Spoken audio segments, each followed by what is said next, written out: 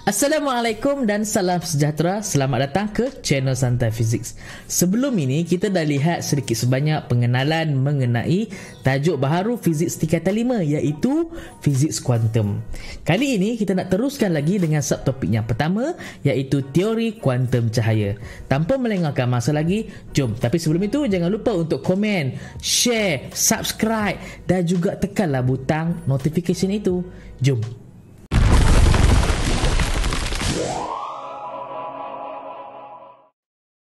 Kali ini di Santai Physics kita akan discuss tajuk ni, teori kuantum cahaya. Okey, dalam tajuk teori kuantum cahaya ni ada dua perkara penting yang pada penghujung video ini insya-Allah kita kena faham. Okey, yang pertama ialah apakah itu kuantum cahaya? Dan yang kedua adalah sifat kedualan gelombang zarah. Sebelum anda lihat video ini sampai habis, apa kata kalau anda lihat dulu video ini part 1 kalau belum lihat. Sebab dengan mengetahui evolusi idea pencetusan idea kuantum physics ni, insya-Allah dua perkara utama ni tak ada masalah kita nak faham. Okey, bila bercakap mengenai cahaya, beloklah kalau kita lihat dulu spektrum ini. Okey, ini adalah spektrum gelombang elektromagnet dan kita tahu cahaya adalah one of the 6 gelombang dekat situ. Ada 7 gelombang. Bukanlah bermula kalau kita lihat daripada arah sini, ini adalah gelombang radio sampai ke hujung sana sinar gamma. Ada 7 jenis gelombang. Dan semua gelombang ni dia tak ada terpisah. Dia berterusan, continuous. Okey, gelombang radio mempunyai panjang gelombang yang paling besar, manakala sinar gamma mempunyai panjang gelombang, kita tengok bagi atas tu, okey, mempunyai panjang gelombang yang paling pendek. Tetapi bila kita bercakap mengenai frekuensi gelombang radio yang paling rendah, dia terbalik. Okey, dia terbalik. Dan hari ini kita nak fokus tentang cahaya tampak. Part of the spektrum elektromagnet tu adalah cahaya tampak. Kalau nampak kan kat situ kan, cahaya tampak. Kita ada range daripada 400 nanometer sehingga 750 nanometer untuk panjang gelombang cahaya tampak. Okey, so kita bermula kalau kita nampak daripada 750 tu, kalau semakin mengecil dia punya panjang gelombang berubah daripada merah pergi ke warna ungu-ungu, indigo macam tu. Dan ini adalah dua spektrum yang berbeza. Satu yang continuous ataupun yang selanjar, berterusan daripada biru, indigo, ungu tu ke kawasan yang merah. Okey, ia boleh dihasilkan apabila kita ada satu mentol dan kita dapatkan cahaya daripada mentol tu terlalukan melalui prism. Ini yang kita nampak, yang kita pernah buat eksperimen masa sekolah rendah. Yang bawah tu pula kita boleh dapatkan dengan menggunakan gas yang panas. Ataupun cara paling mudah adalah kita menggunakan lampu berpendaflor. Lampu ni ada gas. Gas apabila dipanaskan akan mengeluarkan cahaya. Cahaya tu kalau kita lalukan melalui prism, kita akan dapat spektrum garis ni. Kita faham bagaimana spektrum selanjar ataupun continuous spektrum ni terhasil. Ia terhasil apabila cahaya putih melalui prism dan dibiaskan. Setiap warna ni mempunyai kelajuan yang berbeza apabila dibiaskan dalam prism. Maka bila dia keluar tu, kita akan dapatlah spektrum continuous ni. Tetapi berbeza pula dengan spektrum garis. Okey. Untuk explain ni saya nak cuba sesimpel yang mungkin. Okey, saya tak nak terlalu mendalam. Okey, spektrum garis terhasil apabila elektron yang pada mulanya berada aras dia yang normal naik satu aras yang lain. Apabila dia menerima tenaga, dia terujar, cukup tenaga dia akan naik lompat satu aras. Apabila dia turun, dia akan membebaskan foton. Dan foton inilah yang kita detect sebagai spektrum garis. Untuk pengetahuan anda semua, setiap gas, merkuri, hidrogen atau unsur-unsur yang lain kan akan menghasilkan spektrum yang khas untuk gas tersebut. Dan ini sebenarnya berguna kepada saintis untuk mengkaji unsur-unsur yang ada dalam bintang. Kenapa nak dalam bintang? Sebab bintang tu kalau anda tahu sebenarnya adalah kumpulan ataupun longgokan ataupun apa yang kita sebut sebenarnya adalah satu gas yang panas. Jadi bila kita cerap dia, kita akan dapat emission spektrum ataupun spektrum garis ni. Jadi kita boleh tahu, oh spektrum ni belong kepada mercury, this spectrum belong to hydrogen, ataupun this spectrum belong to helium. Sebab itulah saintis dapat tahu yang matahari kita ada unsur hidrogen dan juga helium.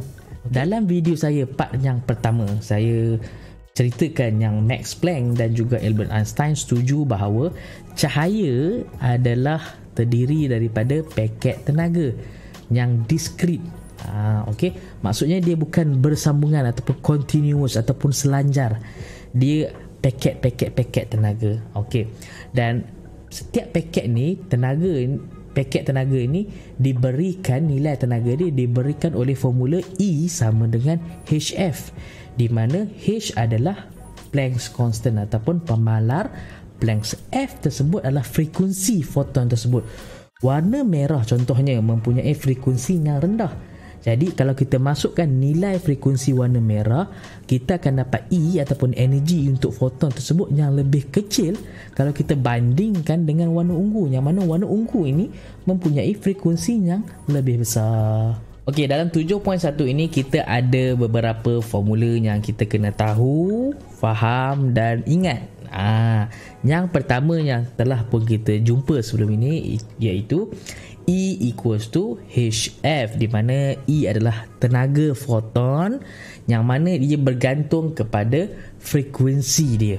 H adalah pemalar Planck. Okey, formula ni bila kita boleh kembangkan sebenarnya, sebab kita tahu yang hubungan antara lambda ataupun panjang gelombang dan frekuensi diberikan oleh formula ini. C sama dengan lambda F. Apabila kita adjust balik F dan kita boleh masukkan ke dalam formula yang pertama tadi, kita akan dapat E sama dengan HC over lambda. Itu formula yang kedua yang kita kena tahu. Selain daripada tu, kita dah pun dikenalkan dengan lambda ataupun Louis de Broglie yang kenalkan benda ni. Dia kata lambda panjang gelombang, okey, sama dengan H bahagi momentum. Panjang gelombang ini merujuk kepada partikel yang menunjukkan sifat gelombang tu. Dan kita tahu yang momentum P sama dengan mv. Bila kita gabungkan dua formula ni, kita akan dapat lambda sama dengan pemalar constant bahagi dengan mv. So ini adalah formula-formula yang kita kena tahu, faham dan ingat. Foton apabila dipancarkan ataupun dihasilkan, dia bukan satu saja, ada banyak. Okey, jadi kita kena tahu yang tenaga nak ubah kepada kuasa. Kenapa nak ubah kepada kuasa? Sebab tenaga yang digunakan dalam masa satu saat bersamaan kuasa lah. So tenaga foton kepada kuasa foton. Formula yang sama, E equals to HF ataupun samanya ni E equals to Hc over lambda. Dan andaikan sebanyak n foton dilancarkan dalam masa sesaat, sama macam definition untuk kuasa lah, tenaga per saat ataupun per masa. Okay? Jadi kita gunakan formula P power equals to NHF ataupun NHc over lambda. So ini formula yang kita kena tahu, faham dan ingat, yang mana kita mungkin akan gunakan dalam peperiksaan SPM nanti. So far, bagaimana pemahaman anda tentang tajuk 7.1 ini? Harapnya fahamlah. Okey. So kita cuba dulu latihan ini, adakah kita dapat buat ataupun tidak. Okey, yang pertama, bandingkan tenaga foton cahaya 400 nanometer dan foton cahaya 750 nanometer. Kalau anda faham spektrum cahaya tampak tadi, 400 nanometer ni merujuk kepada warna apa? Ia merujuk kepada warna ungu, dan foton cahaya 750 nanometer merujuk kepada warna merah. Semakin besar panjang gelombang, semakin kecil frekuensinya. Okey, itu secara ilmu yang ataupun knowledge yang kita dah tahu sebelum ni. Cuba kita kira pula. Okey, pertama sekali kita tahu kita ada formula E equals to HC over lambda. Kenapa saya tak guna formula E equals to HF? Sebab dalam soalan diberi lambda ataupun panjang gelombang. Okey, so kita masuklah, kita kirakan untuk energi cahaya yang pertama. 6.63 darab 10 negatif 34 adalah Max Planck. And then C 3 darab 10 kuasa 8 itu adalah pemalar juga. Dan dia punya panjang gelombang dia 400 nanometer. Nanometer sama dengan darab 10 negatif 9. So kita dapat 4.97 darab 10 negatif 19 joule. Itu untuk cahaya yang pertama. Okay.